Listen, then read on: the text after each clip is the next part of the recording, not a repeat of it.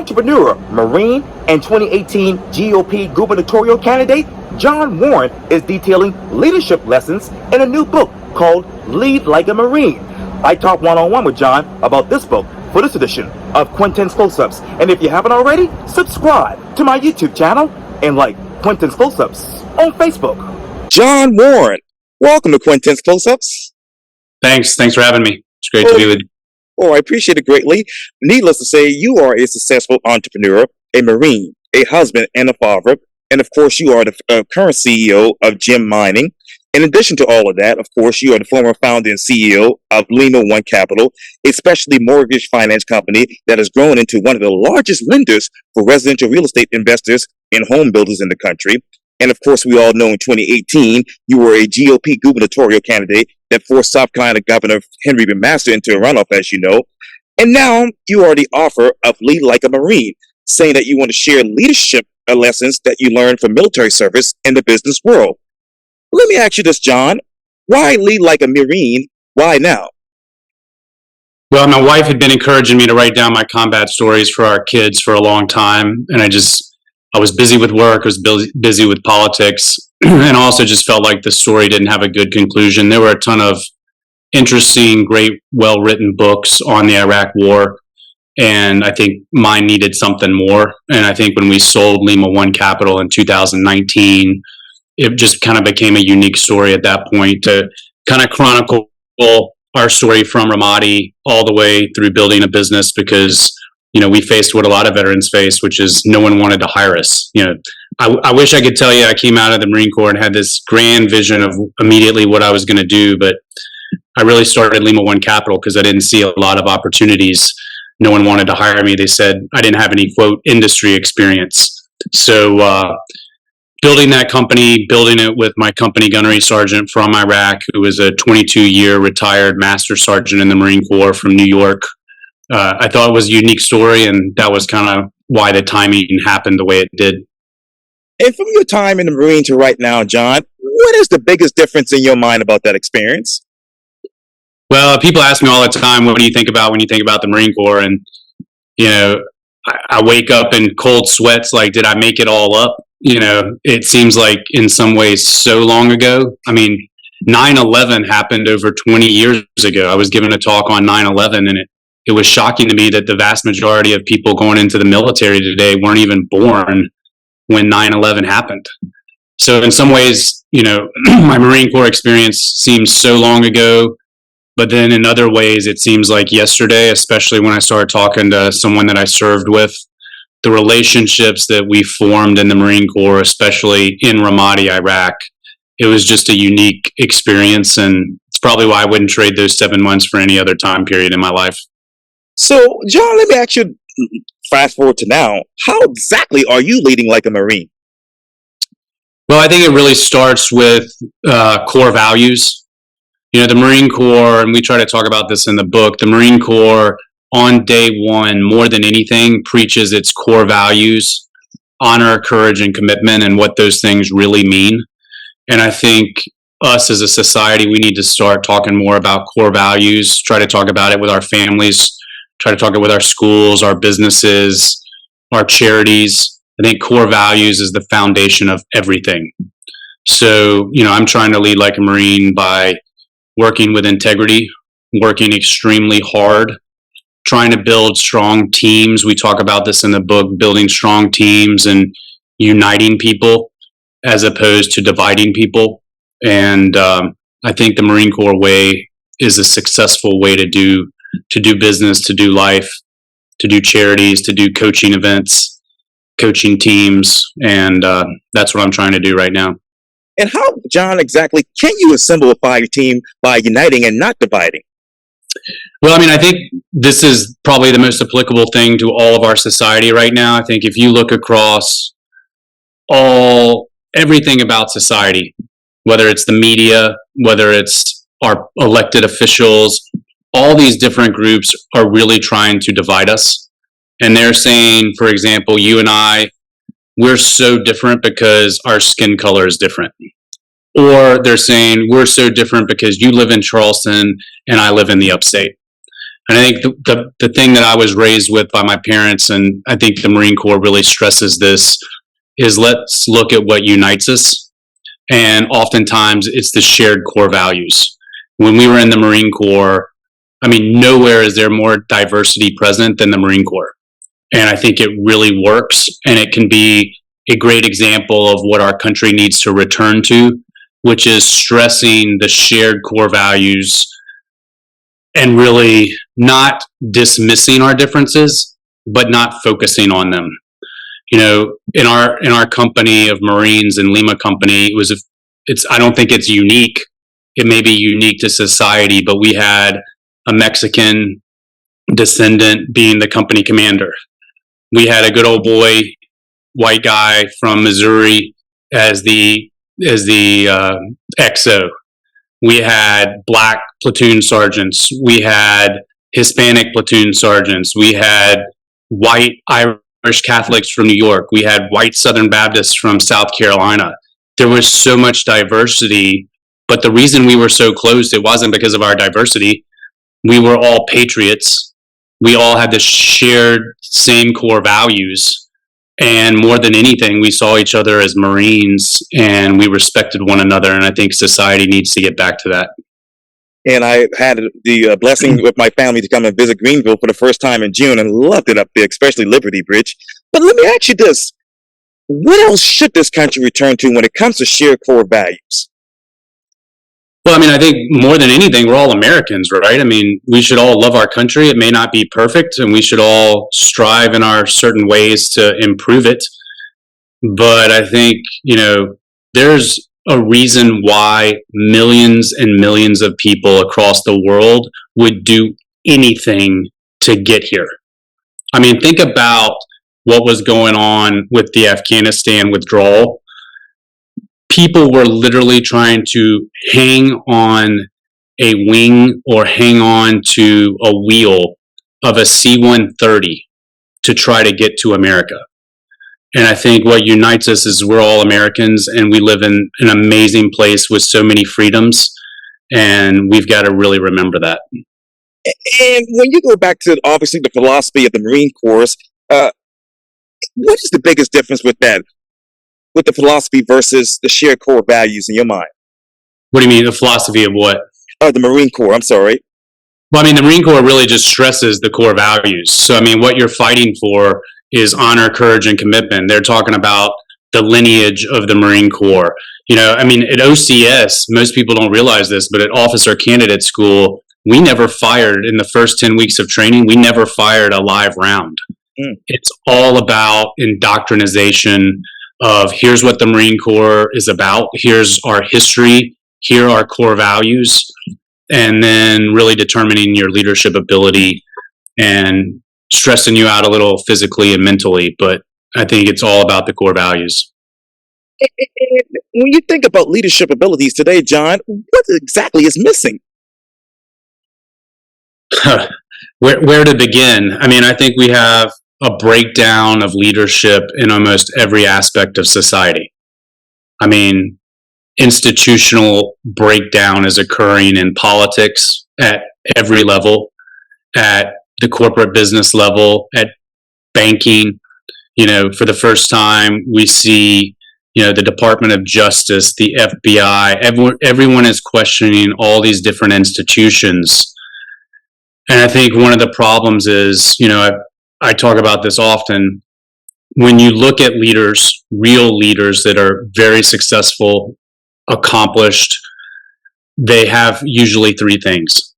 And number one is it all starts with their core values. What do they believe in? And it has to start with humility and service to others. You know, do they have a real servant heart? Or are they doing this leadership position to get fame or to get money? And I would say that the vast majority of our leaders today are not servant leaders. They're serving themselves. They're not serving others. Number two, I think you have to be competent. And I think we have you know, in all these leadership positions, you're starting to see people, they're great orators, but they have no competence. You know, I tell people if someone's never been successful outside of politics, or outside of their current role, why do you expect them to all of a sudden be successful in this new role? And then the final thing is courage to fight for the right things and to fight for the people that you're representing. And I think if you don't have all three of those intangibles, you will not be a good leader. And we're starting to have way too many people that don't have those three things. What else should they have in order to have those great leadership abilities? Well, there's a chapter in the book called Build a Team of Killers. Right. And, we had to put the preface in when we're talking about killers, we're talking about killer performers, killer achievers, killer team players. We're not just talking about trigger pullers, but we found that in the Marine Corps and in business and in certain other circles that we run in, the characteristics of a successful person, it starts really with humility. They have to have a tenacious work ethic. They have to have very, very high integrity. And they have to have somewhat of a chip on their shoulder. They got something to prove, and they want to be a team player. And if they have all of those three things, they're usually going to do pretty well in life. Oh, and let me ask you this too, John, because I was just thinking about this. What personal challenges have allowed you to unlock a better way to lead? Well, I think your whole life, there's always a question of leaders. Are leaders taught or are they born? I think it's a combination. I think your life experience dictates a lot of things. I was raised by two very hardworking parents where honesty and integrity was valued above everything else. A relationship with Christ was valued and stressed, and just tenacious work ethic and integrity. And then I just think on top of that, I've just had some really amazing experiences getting to know different people. One of the stories I talk about often is I was actually the first white person to ever play in the Greenville City League. So growing up in Greenville, way back in 1991 when I was 12, I was invited to play for Juanita Butler Center. And back then, Greenville was really, it was a city that for the Black communities, they all had community centers in their neighborhoods. And one of my amazing teachers, Maxie Preche, he invited me to come play basketball for Juanita Butler Center, where he coached and where he was at every day after school. And I just formed some amazing relationships with a community that I would otherwise probably not have had any interaction with. And, again, I go back to core values. They accepted me because I was honest and I liked basketball. I played basketball pretty well. And I think we shared that in common. I always felt welcomed. I never felt like an outsider in that community, and I'll always be grateful for that. I'm sidestepping this a little bit, John, but what exactly is missing from the community these days? Well, I just go back to, I think we get into these tribal clubs, and I think it goes even further than race. I think a lot of it has to do with economics. I think a lot of it has to do with religion. But when I look at society today, it's just kind of hang out with your own. Don't get outside of your comfort zone. But I think a lot of that also has to do with because people can't communicate respectfully, and everyone's saying how different we are. So if you really want to have a substantive conversation, oftentimes it just ends in total disrespect, yelling match with whoever you're talking to. And I think that reinforces, hey, let's not go outside of our immediate tribal group. And then you just have all these factions. And I think that's what you're kind of seeing within American society right now. And when most of these leaders go outside of their comfort zone, what can they actually discover in your mind? Well, I think they can discover a lot. I think it has to be two ways though, right? You have to have someone be able to listen to the other side, not try to just cancel them. I think right now society has gotten to where, hey, if we just totally disagree with you, we're just going to try to shout over you. We're not even going to let you talk. And in my opinion, if you can't beat someone on reason and debate and negotiating, then you probably don't have a very strong argument. And I think we got to return to where people have civility and people aren't canceled just because of their beliefs. And when someone picks up Lead Like a Marine and read this book, what do you hope they take away from this particular book in your mind? Well, I do think it's a very practical way to really have servant leadership and be a good leader. And I think a lot of people just aren't taught that from the beginning, so they don't inherently know. So we talk about, in the book, hey, stress your core values. I mean, as families, hey, if I go to a family and I ask the kids, what's the most important values of your family, and they can't tell me, that's probably a problem, right? I mean, you want to raise your kids with the right core values, and whatever those are, but make sure you consciously raise them to respect and value those core values. But I think, it's a practical guide to leadership, and I think there are a lot of life lessons in there, how to interact with other people, how to communicate, and really how to have impact on other people's lives in a positive manner. And this is a kind of silly question, John, but how has Lead Like a Marine made you a better person, made you a better leader? Well, I think leading like a Marine, it really starts with servant leadership. So you're looking outward, you're not looking inward. And, I can always kind of tell what type of CEO, if I go into a parking lot and the CEO has a big sign reserved for the CEO of X, and if he has the best parking, I feel like right then that person doesn't realize that leadership is a responsibility, not a privilege. That's one anecdote, you can just kind of take away. But I think there's just a lot of valuable lessons in the book to really help us regain leadership throughout society. And you talk about society, you talk about politics. Obviously, you were a GOP gubernatorial candidate in 2018, and I'm sure you're going to be involved with politics later in the future. But how would you lead like a Marine if you were to get back into politics? Well, I think it always starts with, you got to look at the constituents, you got to look at the taxpayers, you got to look at the citizens of whoever you're representing. And wherever you go, you got to represent their interests and what's best for the overall state or county or congressional district, whatever you're leading. And I think right now we have a problem where too many people are serving themselves and not serving our state. I mean, one example, look at the Scout Motors deal that occurred last year. You have all these politicians bragging about how they created all these jobs. But the fact of the matter is they had to write a check to Scout Motors to bring them here for $400 million.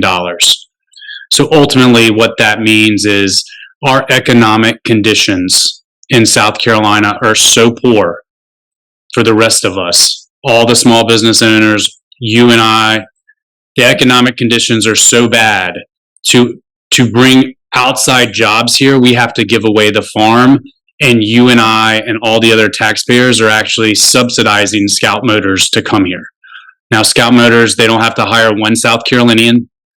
They don't have to, they're not prevented from any ethics laws. They're not prevented from contributing to or even hiring all the legislators that voted for this deal, for them to have $400 million. And I think when you look at deals like that, those are done by people that either A, are incompetent and don't understand the economic impact of a deal like that really to the small business owners, which make up the vast majority of the state, or B, they understand it, but they're personally getting something out of it. And I think we've just got to return to servant leadership and really helping people that we're supposed to represent. John Warren, I've always wanted to interview you, so thank you for your time here on Quintin's Close-Ups. Well, thanks for having me on. It was great to see you. Likewise.